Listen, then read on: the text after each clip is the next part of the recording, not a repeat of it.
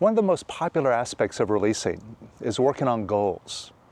And simultaneously, one of the most aggravating aspects of releasing is working on goals, especially when you see goals that you've been working on for a long time and you just can't seem to get anywhere with the goal. Today, I'm going to share with you how to really get good at your goals so that you can achieve your goals more consistently, more easily, by releasing only. Check this out.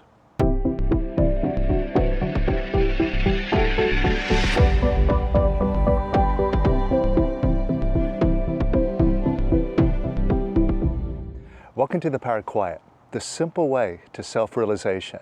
So if you want total control of your mind and more happiness and abundance in your life, then you've come to the right place.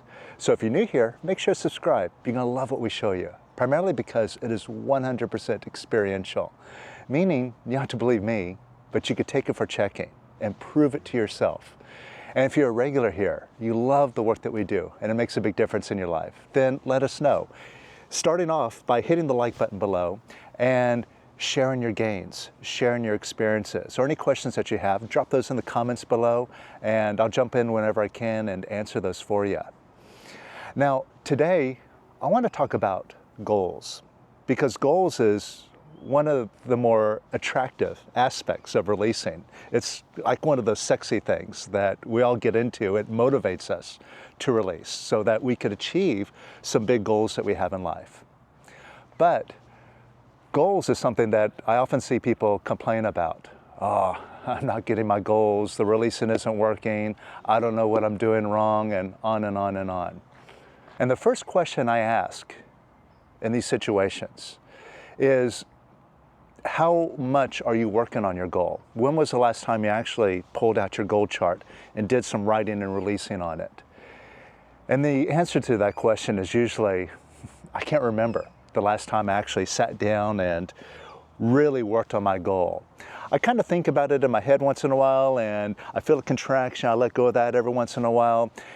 And the mistake is that when we describe that as that's how I release, and oftentimes we'll say, yeah, I'm releasing all the time, I'm releasing on my goal. That's not releasing on your goal. Just feeling a contraction every once in a while and letting that uncomfortable feeling go, or looking at your goal for about 5 minutes and really not doing any releasing on it, and then call that working on your goal. And oftentimes that's what's going on. And see, one thing to really pay attention to, and this is an aspect of the basic course, is that there's 3 aspects to the mind. There's the sensing aspect, like we sense things, like it's hot or it's cold. We have that and animals have that. Then there's the recording and playback aspect of the mind. All the sounds that voice in your head throws at you, it's just a recording of what you put into it sometime in the past. So really all this is just like a tape recorder. All it does is it records things and it plays it back to you, whether you want to listen to it or not. And we have that, and animals have that recording and playback aspect of the mind. And so if you take a baby elephant, for example, and you tie a rope around its leg and you stake that rope into the ground so that it can't move, that baby elephant records into its mind, as long as there's a rope tied around my leg, I can't move. Therefore, when it grows up, and now it's like several tons heavy, it's an adult elephant now, they still tie that little rope around its leg. And oftentimes they'll even tie the other end into the ground. But because that elephant recorded into its mind, there's a rope around my leg, I can't move, it doesn't even try. And so this is the most detrimental aspect of the mind, this recording and playback aspect, because we spend most of our time identifying with our mind and being under the influence of this aspect. And that means that most of the time we're running on automatic. Just like that elephant, it's on automatic. It doesn't have any discrimination to the fact that, oh, I can actually walk. That rope is not strong enough to hold me anymore. And that's the third aspect of the mind. that us humans have that animals don't have, the ability to discriminate. So for example, say you're driving down the road and somebody cuts you off and they slam on the brakes and then they give you a rude gesture out the window. Now first you might go in automatic. You start getting hot, the blood's boiling, and before you know it, you're chasing after this person. And your intent is to pull right up to them at the next red light. You're gonna roll down your window. You're gonna really let them know what you think about them. And so automatically, you're chasing after them. Then you pull up to them at the red light. You look over, and all of a sudden you notice they're about 275 pounds and they're built like a linebacker. Then all of a sudden the discrimination kicks in. Uh-oh, I better not mess with that person. So that's something that us humans have that animals don't have, the ability to discriminate and take ourselves off of automatic. Now, why do I mention this? Well, our habits keep us on automatic a lot of the times. And the purpose of releasing, and if you're familiar with the 6 steps, you know there's a step in there that says make releasing constant. The more you release, the more you practice it, the more you're able to discriminate, and the less you are on automatic. And by automatic, meaning that you don't procrastinate, you don't put things off, you don't let yourself get distracted by other aspects of life. You see, Lester's pretty simple. He was a scientist. And he said, in simple terms, if you say you want X, but you put all your attention and energy, whether it's consciously or automatically, into Y, then what do you think you're going to achieve? Y. Now, a lot of us, we say we want X. We want this big goal of ours. But when we just run on automatic and we identify with our mind and we get caught up in figuring things out, we get caught up with all of our gottas throughout the day. I got to do this, got to do that, I gotta. A lot of the times, that's just automatic. And there's no discrimination going on, and there's no releasing going on. Therefore, these habits that are self-destructive, that waste time, and so on, that distracts us from our goal, they take over. And that's why we set a goal, and then 2 years later, we still haven't achieved it yet. It's still a work that's in progress. Where, if we say, all right, I want X, and I'm going to put all of my attention into achieving X, meaning I'm serious about it. Whether I take action, I do something about it, or I just focus and I release every thought or feeling that I have about it so that I'm completely imperturbable, I'm completely clear, I'm completely positive. I'm going to do it. I'm going to do whatever it takes. And see, that is the willpower that Lester talks about, and the concentration that he said was the key to his success. He said it was the concentration that got him through and got him to the place where he became free. So, how do we get ourselves less on automatic and more where we're discriminating, where we're in charge, and we could really just easily put our attention into that X, into the goals that we say we want? Well, one simple way, and this is what I'm going to focus here on this video as a solution, is set mini goals. And I don't mean just mini as in M-A-N-Y, but mini as in M-I-N-I, a bunch of little goals. You see, a lot of times, when we think about a goal that we want to release on, we're thinking of something big, right? Like a big money goal, or a big abundance goal. Or it could be like a major health issue that we're looking to fix by releasing, or whatever. So usually when we're releasing on something, they're like bigger goals, stuff that are like really far out of reach. And oftentimes it seems like releasing is the only way we could possibly ever get something like that. But we often miss the opportunity to set goals throughout the day. And by setting goals throughout the day, we can set little goals that are based on the stuff that we're doing day in and day out, whether that's the work that we do, whether that's in our business, or whether it's, with our day-to-day tasks and taking care of our family and stuff like that.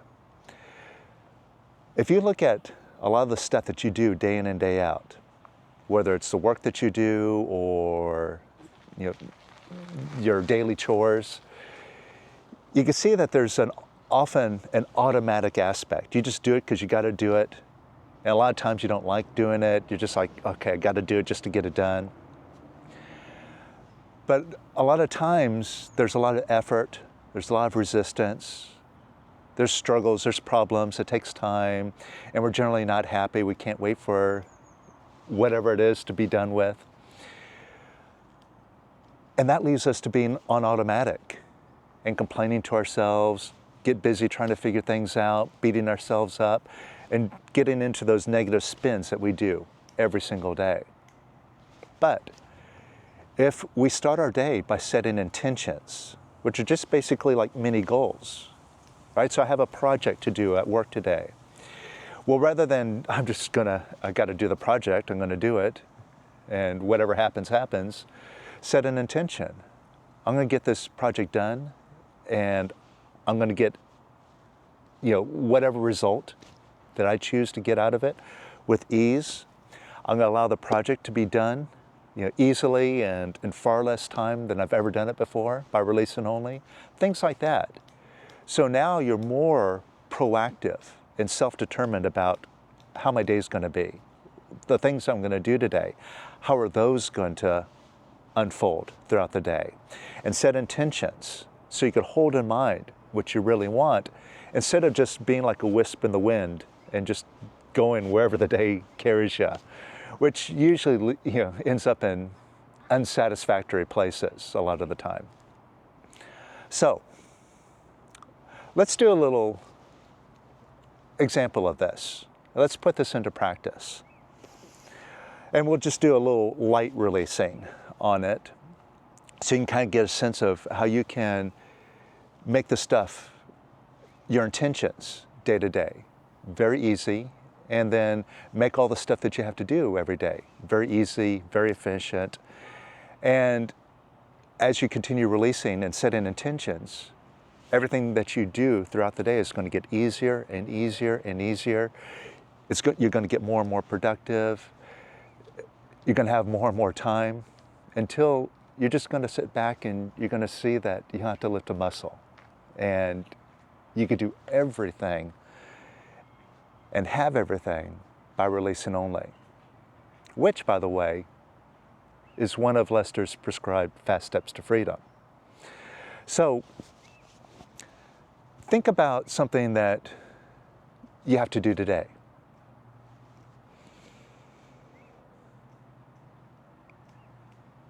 Or if it's at the end of the day, maybe something you have to do tomorrow. And think about something you have to do for work or your business. Maybe you have to meet with somebody. And just get a picture of what that thing you have to do just looks like in your head right now.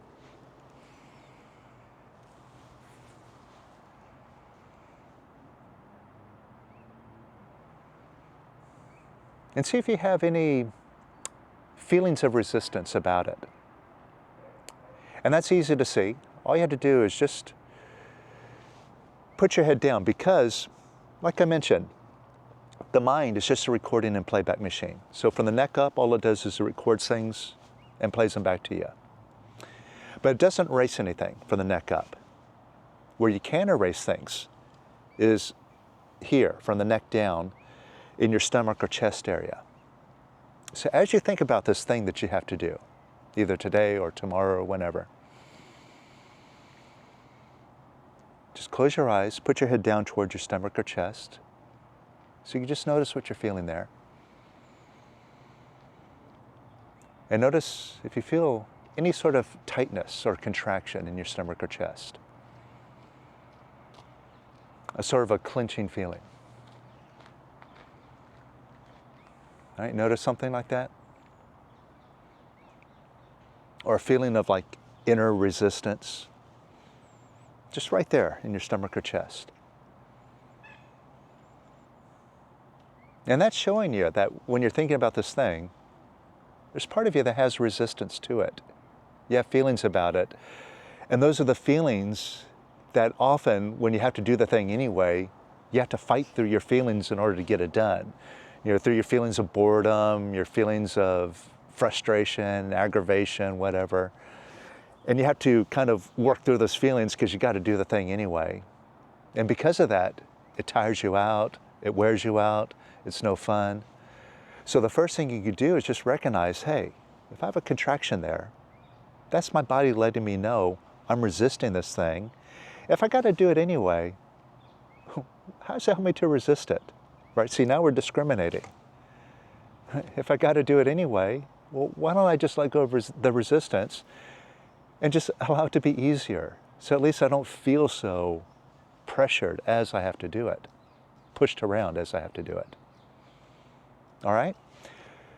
Now how you do that is wherever you feel that contraction, and again, just focus on it, wherever you feel it in your stomach or chest, and open up an imaginary window or door right in front of that energy.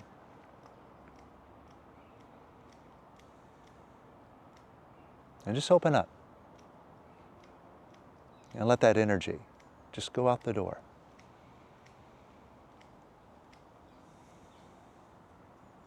And let that energy leave out the door even more. And even more. And even more. All right, just open up that imaginary door and just imagine that energy just moving out the door. However that looks like to you. There's no right or wrong way to do that. Just imagine it going out the door. And let it leave some more. And even more. And even more. And some more. And even more. And even more. And just let that energy leave even more. And notice, it wants to leave. It's happy to leave. So just get out of the way and let it all leave.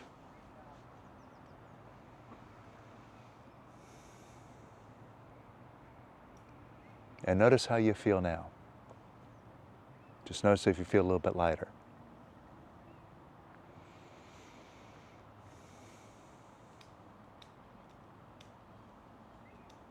And think about doing that thing now.